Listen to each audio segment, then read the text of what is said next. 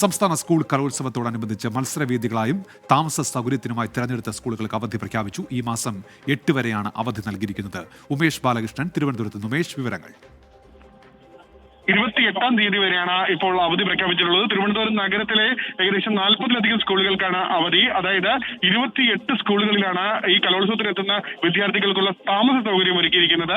25 വേദികളിൽ 18-ലധികം വേദികളും സ്കൂളിൽ തന്നെയാണ്. ആ രീതിയിലാണ് ഇത്തരത്തിൽ സ്കൂളുകൾക്ക് അവധി പ്രഖ്യാപിക്കാൻ തീരുമാനിച്ചിരിക്കുന്നത്. നാളെ ഞായറാഴ്ച കഴിഞ്ഞാൽ നാളെ സ്കൂളുകൾ തുറക്കേണ്ടതാണ്. ഈ സാഹചര്യത്തിലാണ് വിദ്യാഭ്യാസ വകുപ്പ് ഇപ്പോൾ അവധി പ്രഖ്യാപിച്ചിരിക്കുന്നത്. ഉമേഷ് ബാലകൃഷ്ണനാണ് തിരുവനന്തപുരത്ത് വിവരങ്ങൾ നൽകിയത്.